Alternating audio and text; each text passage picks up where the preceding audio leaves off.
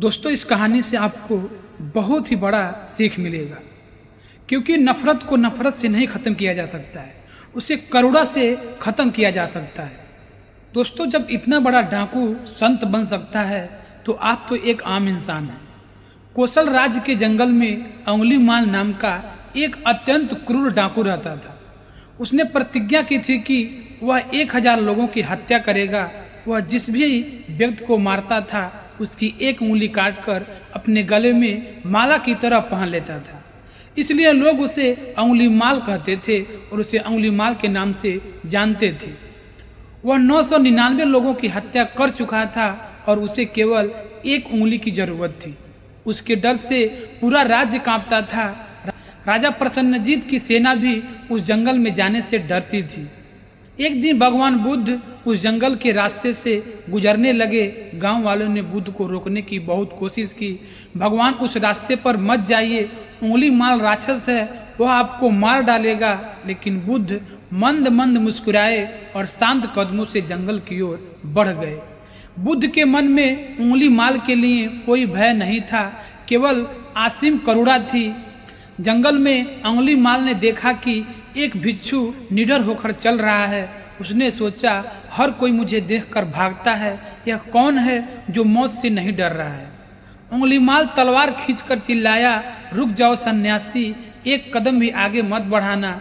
भगवान बुद्ध बिना डरे चलते रहे और बहुत शांत आवाज में बोले, मैं तो कब का रुक चुका हूँ अंगुलीमाल, तुम कब रुकोगे? अंगुलीमाल हैरान रह गया। उसने गरज कर पूछा, तुम क्या कह रहे हो? मैं तुम्हें रुकने को कह रहा हूँ और तुम कह रहे हो कि तुम रुक चुके हो।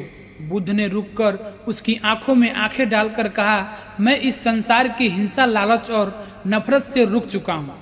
मैंने मन की शांति पा ली है, लेकिन तुम इस हत्या और हिंसा के रास्ते पर कब रुकोगे? अंगुलीमाल, तुम कब रुकोगे? अंगुलीमाल ने आज तक केवल लोगों की चीखें और गिड़गिड़ाना सुना था। पहली बार किसी ने उससे डरने के बजाय इतने प्रेम और सम्मान से बात की थी। बुद्ध ने जमीन से एक पेड़ की टहनी तोड़ी और अंगुलीमाल से कहा, इसे तोड़ो। अंगुलीमाल ने तुरंत टहनी तोड़ दी और हंसकर बोला, यह तो बच्चों का खेल है। बुद्ध ने कहा, अब इस टूटी हुई टहनी को वापस पेड़ में जोड़ दो। अंगुलीमाल चिल्लाया, तुम पागल हो गए हो सन्यासी, जो टूट गया उसे कौन जोड़ सकता है? भगवान बुद्ध ने कहा, जब तुम किसी चीज को तोड़ नहीं सकते तो तुम्हें उसे तोड़ने का भी अधिकार नहीं है। किसी को जीवन देना तुम्हारे बस में नहीं है तो किसी का जीवन छीनने वाले भी तुम कौन होते हो? ये शब्द अंगुलीमाल के दिल में तीर की तरह चुभने लगी। उसके हाथ में तलवार छूटकर गिर पड़ी। उसे अपनी गलती और अब तक के किए पापों पर इतना गहरा एहसास हुआ कि वह बुद्ध के चरणों में गिर पड़ा और फूट फूट कर रोने लगा। अंगुलीमाल ने अपने गले से उंगलियों की माला उतार कर फेंक दी। उसने बुद्ध से कहा, हे भगवान, मुझे अपनी शरण में ले लीजिए, मुझे राह दिखाइए। बुद्ध ने उसे उठाया और बौद्ध संघ में शामिल कर लिया। बाद में यही खूंखार डाकू अपनी अहिंसा, सेवा और ध्यान के बल पर अहिंसक अंगुलीमाल का नाम एक शांत और दयालु संत बन गया।